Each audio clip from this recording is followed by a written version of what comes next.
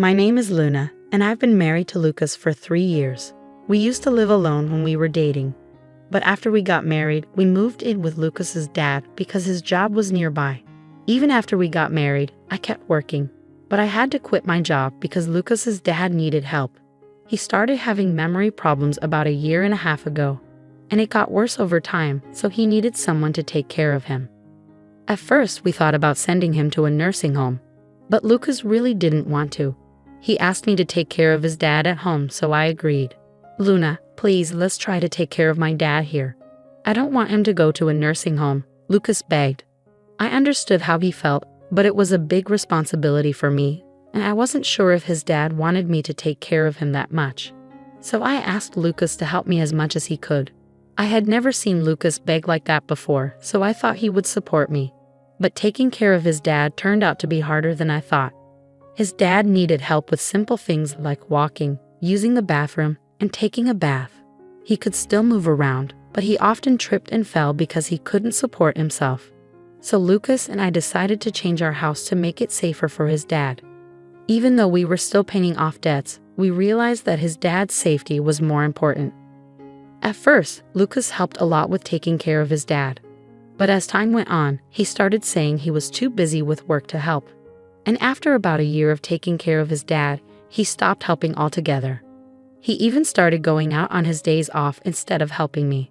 My father-in-law's health was declining, and he needed more help with basic things like using the bathroom and taking a bath. It became too much for me to handle on my own, so I talked to my husband about it. You promised to help, didn't you? When was the last time you actually helped out? It's been months, I said to him. He needs more care than I can give him alone. I'm feeling overwhelmed, I added. I think we should seriously consider putting him in a nursing home instead of trying to take care of him at home, I suggested. We agreed to take care of him at home until the end, but at least we should consider getting professional caregivers involved. Your dad needs more help than we can give him alone, and there are people who are trained to do this. I'm not strong enough to handle everything, especially tasks like bathing, I explained. But my husband didn't agree with me. He got upset and left before we could finish talking. Lately, I've noticed he's been stressed about money. However, I couldn't keep taking care of his dad on my own. So even without my husband's approval, I started arranging for home care services. His dad was assessed as needing a high level of care. So we arranged for a caregiver to come 5 times a week for about an hour each day. We also made a plan with our long-term care insurance, so I wasn't worried about the cost. But we hit a snag on the first day of home care services. Hi, I'm Mira, your caregiver. I'm here to help you from now on, she said. Nice to meet you, Mira. I'm looking forward to working with you, I replied. While the caregiver was talking to my father-in-law, she also taught me some nursing techniques. I found her guidance really helpful and felt confident about hiring her. But when my husband came home and saw her, he got really angry. Luna, I never agreed to home care services. What's going on? He yelled at me. But I've been telling you that I can't do this all by myself anymore. I didn't do this without telling you. I'm sorry, Miss Caregiver, but please go home for today. I tried to explain, but he didn't want to listen and sent the caregiver away. Why did you arrange for home care without my permission? I'm the one who decides things around here. You're a terrible wife for not listening to me. You can handle caregiving alone. Don't waste money, especially since we still have to pay off the loan for the renovation. Why can't you see what I'm saying? I've told you many times that I can't do this all by myself, Lucas. You've stopped helping with caregiving, haven't you? That's not keeping your promise. And the renovation was necessary for safety. If your dad falls and gets hurt, taking care of him will be even harder. You might not get it because you haven't been doing any caregiving for over 1 year now. Why are you bringing this up all of a sudden? Besides, you're not working, so it's your job to take care of him, right? Who do you think is paying off the loan for that renovation? No matter how much I tried to explain, my husband didn't understand. He really believes that I should do everything by myself. After that, I only had the caregiver come when my husband was at work. Talking to her about not just caregiving, but also the issues with my husband and getting advice was really helpful.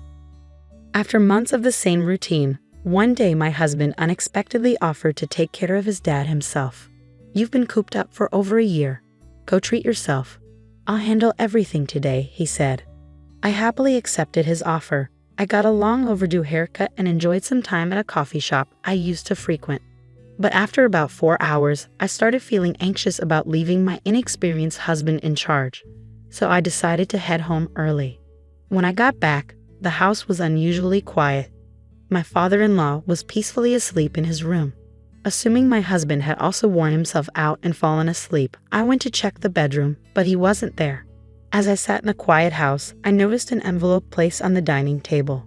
When I opened the envelope, I found divorce papers already filled out along with a letter. The letter took me completely by surprise. Even after we divorce, please continue taking care of my dad. I'm going on a trip for a week, so please file the divorce papers. As I read those words, it hit me. His sudden offer to take care of his dad was just a way to get me out of the house so he could prepare for his trip. And the fact that he had already prepared divorce papers was a shock. What's more, he expected me to continue caring for his dad even after we split up. I couldn't comprehend his thinking at all, so I called him immediately. When I read the letter, I found the divorce papers. What's going on? Who are you going on a trip with? I'm at the airport about to board. I'm busy, and frankly, I don't care anymore. It doesn't matter who I travel with. We're getting divorced. Just make sure those papers are filed by the time I get back from my trip. That's all. With those words, my husband abruptly ended the call and hung up. Just before the line went dead, I heard a woman's voice calling out his name on the other end. It became clear that he was with someone else, the person he was traveling with. We'd only been married again for 3 years, and now I was facing the possibility that he was having an affair. As I thought about how he might have been cheating on me while I was busy taking care of his dad, tears of regret filled my eyes. Luna, my father-in-law's voice called out to me as I left. He had been struggling to remember my name lately, but today he said it clearly. Worried about how well my husband had taken care of him while I was away, I hurried to see him. Father, are you feeling all right?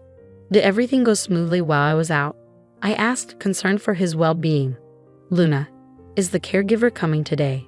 My father-in-law seemed surprisingly lucid and able to hold a conversation. No, she won't be here until tomorrow morning, I replied. Ah, I see. Could you bring me some paper and a pen? He requested. My father-in-law, who usually struggled with writing due to his condition, seemed different today, more refined. I remembered reading that writing could help with dementia symptoms, so I agreed and fetched him some paper and a pen. He began writing something, but I couldn't see what it was. After he finished, he placed the paper in an envelope and handed it to me. Give this to the caregiver when she comes tomorrow, he said before drifting back to sleep. Was this some sort of dementia exercise with Mila? Although I was curious about the letter's contents, I decided not to peek. Later, when my father-in-law woke up, he seemed to have forgotten everything, even my name. It left me wondering what had happened. That night, after he had gone to bed, I found myself pondering over the letter and divorce papers again. Reflecting on my husband's recent actions, I began to realize there might have been signs of something suspicious. I had been so focused on caregiving that I hadn't paid attention to him. If he was indeed cheating, part of me wanted to divorce him immediately and leave. But I couldn't abandon my father-in-law. Besides, without a job while taking care of him, I worried about supporting myself after a divorce. As morning arrived, I still hadn't made a decision. Mira came by, and I handed her the letter from my father-in-law. After reading it, she approached me looking troubled. And then, the caregiver. I'm here to support you, Luna. We've built a friendship, and moments like these are more common than you might think. I'm here for you, Mira reassured me with a kind smile. The letter is about me getting a divorce? I asked, feeling confused. Yes, it seems Mr. Henry noticed something wasn't right and asked me to step in. He wrote in the letter about his wishes regarding his estate. There's more to it, but we can discuss that later. Since your husband will be back soon, let's act quickly, Mira suggested. With that, Mira arranged for another caregiver to take over Mr. Henry's care and urged me to follow her. We ended up at a law firm. Mira, why are we here? I asked, puzzled. You'll understand once we're inside, Mira replied cryptically. Even though I was still confused, I followed Mira into the building. Thank you for coming today. I'd like to discuss a request I received from Mr. Henley regarding gifting property during one's lifetime. Specifically to you, Luna, the lawyer explained as we took our seats. The lawyer handed me a document and said, yes, it's notarized. Mr. Henley requested this document prepared by Mira. It states that Mr. Henley wishes to gift you $36,000 and his apartment during his lifetime. Stunned by this revelation, Mira started to explain. On the first day of my home visit, Mr. Henley mentioned this. He wanted to express his gratitude to you, Luna. However, as you weren't legally adopted by him, he couldn't pass on his assets to you through inheritance. So he decided to make this gift during his lifetime. I'm incredibly grateful. I need to thank my father-in-law right away, I said, feeling overwhelmed with emotion. Before we head back, there's one more place we need to stop by, Mira said, leading me out of the law firm. We made another quick stop before finally returning home.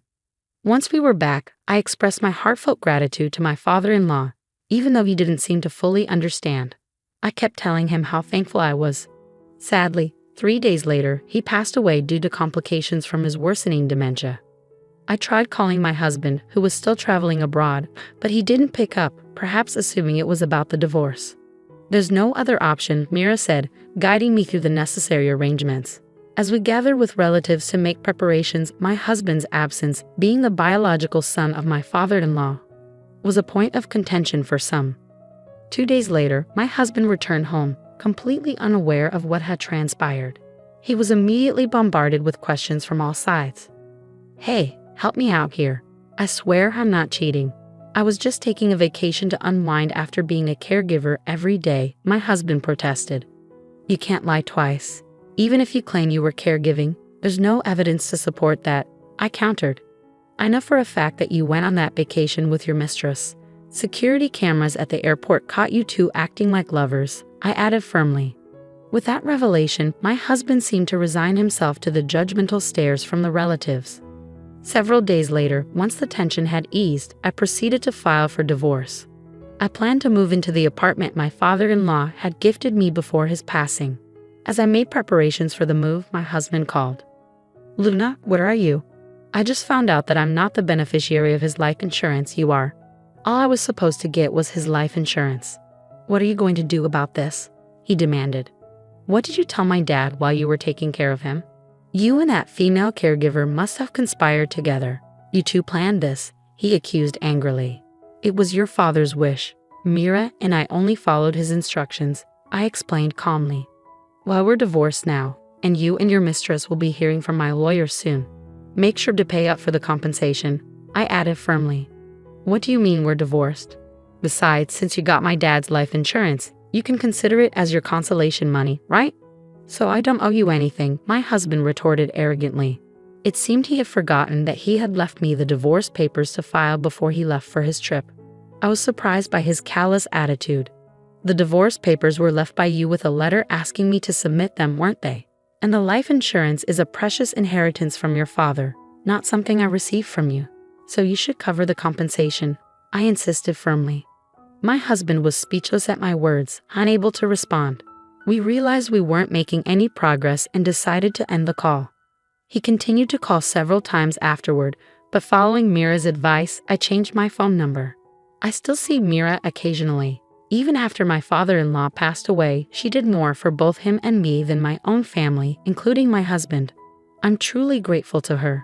Eventually, it seemed that the truth reached my husband and his mistress, and I received a call from their lawyer. Lucas told me you were the one in charge, even though I didn't know the full story. I'm sincerely sorry for going on that trip while Lucas's father was struggling. I've already paid the compensation, and I don't plan to see Lucas anymore, she said. That's how things went down. I thought they might refuse to pay, so I was surprised when they didn't. I can't figure out why someone smart like her would fall for my husband. Anyway, he ended up having to pay her in bits. She was pretty well off, and my husband, trying to impress her, spent almost all his savings. I even heard he paid for a fancy trip out of his own pocket. Whether he blew through his savings or not doesn't really matter to me. I'm determined to make him pay back every cent, even if it takes a while. Luckily, we have a family home under my father-in-law's name, so finding a place to live won't be an issue. But with the payments for the loan we took out for elder care, along with the compensation we have to pay each month, it's going to be tough. Even if we deduct it from my husband's paycheck, he won't have much left over. And since our relatives all know about it, he can't exactly ask them for help. I hope he learns from his mistakes. I moved into an apartment my father-in-law gave me, which I get to keep for life. Life's comfortable now. I'm using the money I inherited from my father-in-law to study caregiving. Mira's helping me out too. I want to be a caregiver like her, someone who can really support families.